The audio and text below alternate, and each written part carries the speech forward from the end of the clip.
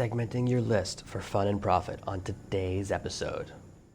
Today's episode is brought to you by ConvertKit, the ultimate list building, tagging, and segmentation tool. To find out how ConvertKit can change your business and double your profits, go to servenomaster.com/ConvertKit today. Are you tired of dealing with your boss? Do you feel underpaid and underappreciated? If you want to make it online, fire your boss and start living your retirement dreams now, then you've come to the right place. Welcome to Serve No Master Podcast, where you'll learn how to open new revenue streams and make money while you sleep. Presented live from a tropical island in the South Pacific by best-selling author Jonathan Green. Now, here's your host. Hello and welcome to another very special podcast with me, your host, Jonathan. I'm very excited. It's 5 a.m. It's absolutely gorgeous outside. I'm watching a wonderful sunrise, and I'm all by myself spending a little bit of one-on-one time with you. If my voice sounds a little bit froggy, a little bit worn out, last week I did back-to-back 3 a.m. webinars, which are 3 p.m. in America. So to make things convenient for some of my new listeners, some of my new followers, I did have to stay up all night, and it just wore me out. So please forgive me if my voice sounds a little bit worn out, a little bit froggy. I'm going to do my best to give you a full-length episode today. And today's topic is something that's really important, even if you're at the very beginning of your marketing journey. This is an issue that I've been dealing with for years and years. It's something that high-level marketers talk about all the time, but when we're beginners, it's very hard to understand how to implement. And it's this idea of list segmentation. And there's different ways people talk about list segmentation. When some people talk about it, they mean demographics. So sometimes you only email the men on your list. Sometimes you only email the women on your list. Sometimes you only mail the parents. Sometimes you mail people based on their age bracket. This is one form of segmentation, which is demographic segmentation. And with some list providers, you can't do that. They put in huge amounts of data. The way this works is connecting your autoresponder software to social media tools. Most people use the same email address for LinkedIn, Facebook, Twitter, and other social media profiles, whether they're on Instagram or anything else. When you have a tool that connects with those, and I used to dabble with an autoresponder that did this, you can pull in tons of demographic data about the person. You can find out a lot about them. So with a simple email address, you can find out their gender, their age, where they work, the type of industry they're in, how many friends they have, all of these pieces of information. If they have kids, how old their kids are, all of this data can be pulled from people's different social media profiles. This is one type of segmentation, but it's not what I'm going to be talking about today. That type of segmentation is very much automatic. Either you have the data or you don't, and then when you send out an email, you send out a broadcast based on that data or not. That's one type of segmentation. What we're going to talk about today, which is much more valuable, is segmentation based on behavior and based on desire. This is more active, it's more proactive, and it will make a much bigger difference. Very rarely do people have a list that's split into men and women when they only need to mail one or the other. If you have a list about relationships, usually you'll segment the list at the time of opt-in. You have different free gifts for men and women. If you have a weightlifting or an exercise offer, usually you split the list right away. But if you don't, if you're in fitness and you didn't do it at the beginning, then later on you can use demographics to split your list or to segment your list. One of the challenges I've run into is that I've been running email lists for 7 years, and every time you launch a new product, you create a series of new lists. You have your main new list for everyone who buys the product. Then you have the list for everyone who doesn't buy the product but takes a free gift on the way out and maybe they'll buy it later. Then you have another list for everyone who buys each upsell. Each time I launch a product, I end up with 4 or 5 new lists. And it begins to become overwhelming. And you need this list segmentation so that you can use the not feature when you're sending an email. Email everyone except the people on this list. So let's imagine you have a list of 10,000 people that are interested in you and they've bought different products and they're like you in different ways and they're all on different lists. As I mentioned in the ConvertKit episode a few episodes ago, you do pay for each different list of persons on. But it's not a huge expense until you start getting a list much bigger than 10,000. But at 10,000, it's not too big of a problem. You're only going to have maybe 10 or 15% overage, which is costing you like $15 a month or less. Maybe it's $5 a month for the overage. It's not a big enough problem yet. So you have people on all these different lists, and you want to send out a message about your course A. You say, mail everyone on my list except for the people who purchased course A. By using that except, you then don't send a message to people that have already purchased something. That's why the ability to say not is so important with your email provider. The email to say, don't email the people that have done these actions. The problem is that, and the problem I face is that over time, you've launched so many products in so many different markets, you end up with people on 6 lists, 8 lists, 10 lists. You have all of these different miniature lists. Some of the lists only have 12 people. Maybe only 12 people took your third upsell on a product. You have all of these different lists, and you have to constantly set up these different rules. Now, if you want to really track people that have bought your Amazon books, then you have to keep track of those behaviors. All of these different little things start to add up. And for me, I recently started working with an email specialist. This is a lady who helps me with my email marketing. She helps me with writing emails. Mostly, she helps me with organization more than anything else. She does help me with writing emails. She takes emails that I've already written, structure I've already written, and kind of cleans them up a little bit for me and helps a little bit with the language just to take me over the top. I'm always trying to get better. And with how much time I spend recording podcasts and creating new products, my emailing had slipped off over the last few months. So I brought in someone to help me. I'm willing to admit that. Someone to help me grow and help with my structure. The biggest problem she noticed is that I had the most disorganized email software she'd ever seen. She told me it was a complete nightmare and shocked her. So I'm glad that even when I'm doing something wrong, I'm number one. With all of my different lists and emails and offers and projects I've offered all mingled together, it's very difficult to send out an email because you have to send an email to one list and then not and do negative to like 10 or 15 other lists. So the numbers are really complicated. You're always doing these challenges, but it's important to segment your list so you don't send someone an offer they've already seen and weren't interested in. You don't want to send them something they said that they have no interest in buying. And when you're growing, you'll eventually have lists in different markets. I have lists in parenting. I have lists in personal development. I have lists in relationship stuff for when I used to work on those projects. I don't want to accidentally send an email about erectile dysfunction to my mommy's list. That would be a nightmare. Now, I don't promote that type of offer, but that's the ultimate embarrassment, isn't it? Sending something that's so inappropriate. This is why we want to carefully segment our list rather than just have one big pool that we email everything that comes in. Because when you send someone the wrong email, you can hurt that relationship. There are 2 ways that email providers now handle the idea of segmentation. The first is building multiple lists. Every time people do a new action or go through a new form, they get added to a new list. You could also add people to new lists by providing links in your email. Then when they click on link X, the software knows, move them to a different list. The other way, which has always been quite expensive, this is a way that very expensive providers do, is called tagging. Each time someone does something, it just adds a note to their file, adds a little tag that says, took this freebie, bought this product, bought that product.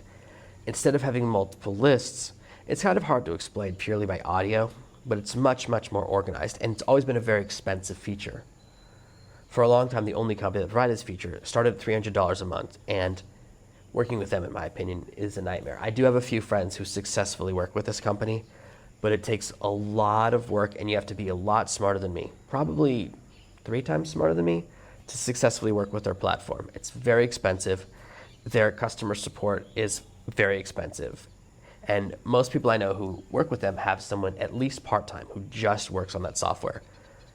So they have to pay $300 a month, and then they end up paying an extra $1,000 to $3,000 a month just to have someone help them set up the software. And it's always been the only way to get tagging. But lately, a few different providers have started offering it. The cheapest of them is ConvertKit. That's who I use. That's what I've mentioned before in previous episodes. And the main reason I switched was organization more than anything else. When you're really disorganized and you have all this complicated segmentation, it's hard to get excited about writing an email because then you have to sit down and spend 15 minutes thinking about who you can and can't send to. It's hard to automate your sequences. The reason we want to sequence, the reason we want to segment our sequences, segment our list, and divide them up are 3 main reasons. The first is when we're promoting affiliate offers. You have a list in the health space and you're promoting this yoga course. You can send out, as I cover in my email blueprint, 5 emails promoting this yoga course. But you don't want to send the same email over and over again to the same person. And you don't want to send someone an offer they're obviously not interested in. So the way you could tag your list, the way I tag my list, is first, you can look at the unopens. People that have not opened the email, you can remail the unopens. This is a simple segmentation. It's a one-time use, unless you save the segment for some reason, but you send it one time and you say different subject line, and you can send the same email because they never saw the first email, they never opened it. The second way, more advanced segmentation, is emailing everyone who either didn't open the email or opened it but didn't click the link. So these are all people that never saw the page you wanted to send them to. The first group, your subject line didn't work. The second group, the message of your email didn't work. So you can write a brand new message with a new subject line and a whole new email, send it only to the people that didn't click the link, who never saw the offer, and to them it's something completely new. It's completely fresh, and then the people who click that time, it gets you a lot more sales. And actually emailing your unopened and emailing your non-clickers will really boost your income. If you just stop the podcast right there with that simple beginning segmentation move, it'll make a big difference. Now, beyond that, with advanced segmentation, with a little bit more advanced method, you just keep track of which types of offers people click on. So every time you create an affiliate offer, every time you're promoting an offer as an affiliate, you simply mark which people click it. After a while, you'll notice 60% of your list clicks on yoga offers, 60% of your list clicks on diet offers, and 35% of your list clicks on kettlebell offers. What you can do is start sending specific offers to the people that are interested in that type of thing. And you can do that automatically by creating sequences, which is where you have a sequence that's tied to each tag. Very powerful way to send out an automatic series of emails rather than just affecting your broadcast. But now you're sending people the right messages. Of course, you can send everyone your kettlebell email, and 35% of the people will be interested in it, but you're wasting the email you've sent to 65% of the people. 65% of the people are opening email that doesn't interest them. So instead, you could send out emails that are correct for 3 different groups of people and increase your sales, decrease your opt-outs, and increase your engagement. People will say, wow, this guy understands what I want. This lady understands the messages that I respond to. The second really powerful way is with upsells. So you're selling your own product, product A. When people buy it, immediately on the next page, they're offered an upsell, a bonus, a one-time offer. This is where you try to sell something, your front-end product's $27, $47. The next thing you show them is something for $97. Huge bump for you, a nice income boost, and it's really valuable. If you've done your marketing right, your upsell makes sense to your audience and will increase how much money they make, and it'll really help them. If you only put your buyers on a list and you don't separately put a list for your upsell buyers, you can't re-offer that upsell. Otherwise, you're going to offer it to people who already bought it. If you sell 100 copies of the main product, only 17 upsells, if you email all of them and say, hey, here's this amazing offer, in case you missed it, here's the upsell, those 17 people are going to get annoyed.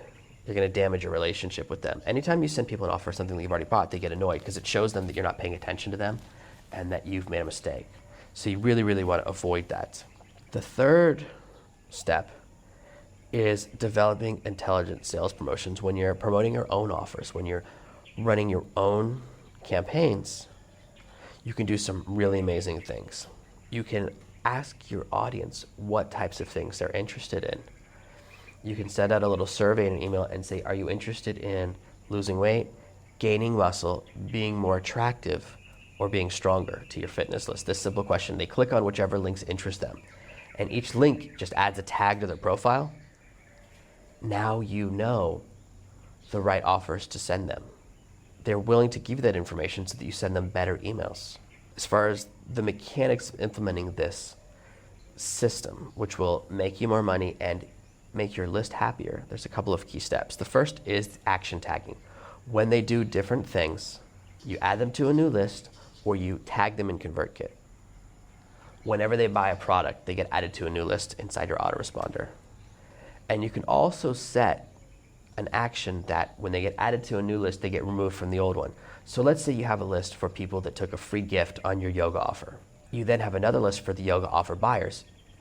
The yoga free gift is going to keep trying to sell them that yoga offer, so you don't want to resend that over and over again to someone who already bought it. When they buy, they get taken off the free gift list and they're on the buyer's list. So this is moving people from list to list rather than just adding them to a new list. This segmentation will ensure that you don't send people an annoying promotion. Hey, I know you bought A yesterday. I know you bought my yoga course yesterday, but I just want to make sure again. Do you want to buy it again? That's an annoying email that you don't want to send, and it can be a little bit embarrassing. So this is a great way to avoid that mistake that we've all made. It's pretty common. Action tagging can also work when they click on different links or they go through different opt-ins. So every time someone takes a free gift from me, they get tagged. I know everyone who's taken their free gift in Breaking Orbit, and everyone who's taken their free gift in 20K in a day, and everyone who's taken the free gift in Serve No Master. So I know the people who bought different books. I'm not going to send someone an email recommending they buy my book Serve No Master if they've already bought it. That's silly. When you buy a book through Amazon, or when you sell products through Amazon, Amazon doesn't give you the email addresses of your customers. So I can't segment and mark people at the point of purchase, but I can segment anyone who takes the free gift. That's a really helpful way to segment my list and to start tagging people, very valuable for me. Another way of segmenting or mechanics is time-based movement between your lists or your sequences. When someone has been on a certain list for 30 days, they get moved to another one. This way you have your brand new people and then your second phase people. So perhaps when people join your list, they go through 30 days of automated emails. At the end of those 30 days, they then get added to your general pool list, which is where you send your broadcasts. You don't want to email people 2 different offers on the same day.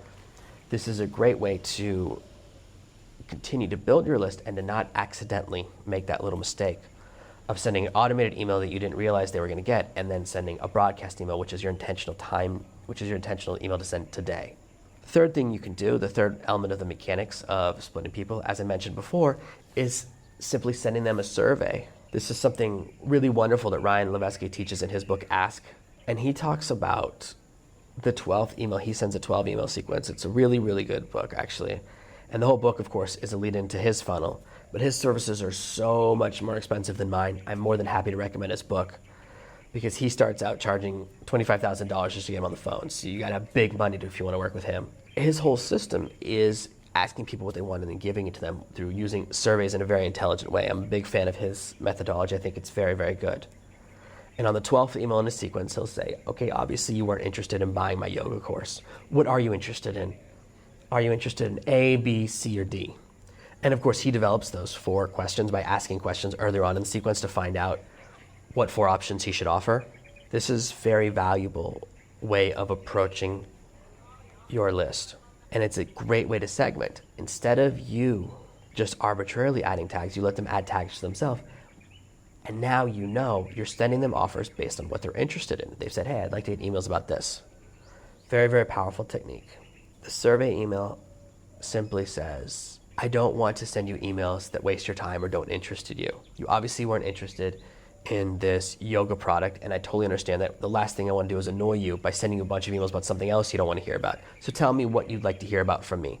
Most people will click something because it's valuable to them. They don't want to hear the dumb emails, and you don't want to send the wrong emails. So it creates a really strong relationship. Following these mechanics, following these implementation, you can send out more intelligent automated emails. You put people into your sequences for the products they want to hear about. When you segment your list properly, you will massively increase your profits. You will massively increase your email opens, and you will massively increase your engagement. Advanced email marketers, people that have been email marketing for a long time, they talk about important things like email rates, open rates, and click-through rates. Sometimes I meet people that tell me, oh, I've got a list of 1 million people, I've got a list of 100,000 people. I'm like, that's so cool. And it also doesn't matter how many people open every email. Sometimes people have an email list of 100,000 people and it's total garbage. Only 3,000 of the people on their list has opened an email in the last 6 months. Then those other 97,000 people, they don't matter. All that really matters is your open rate. How many people will read an email you send out? It's pretty important. Even more important than that, how many people click on each email you send.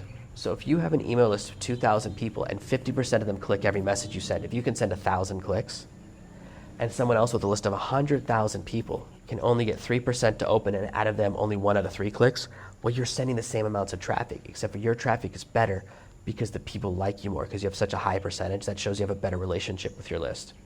So don't worry about your size list, and don't wait to start segmenting down the line. The sooner you start segmenting, the easier it will be. When you try and wait 6 months or a year and you go, oh, I don't want to add in these things until I have a list of 1,000, 10,000, 20, whatever your number is, people, when you hit that number, you're going, oh no, this is a nightmare. Believe me, I've been down this road. This is a mistake I made. I've been through multiple email providers, through different campaigns and different niches. And I can tell you that now that I'm at home with ConvertKit, it's a lot easier to manage my list. It's a lot easier for me to structure everything correctly with their amazing tagging feature. And also, I no longer have to worry about accidentally sending people the wrong email that they don't want to hear about.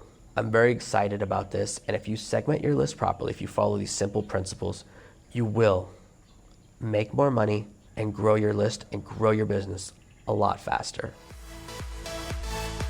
Thank you for listening to this week's episode of Serve No Master. Make sure you subscribe so you never miss another episode. We'll be back tomorrow with more tips and tactics on how to escape that rat race. Head over to servenomaster.com/podcasts now for your chance to win a free copy of Jonathan's bestseller, Serve No Master. All you have to do is leave a 5-star review of this podcast. See you tomorrow. To celebrate the launch of this podcast, I'm giving away some epic prizes. You could win an Amazon tab and have me personally turn you into a best-selling author. To win your part of over $20,000 in prizes, go to servenomaster.com/contest.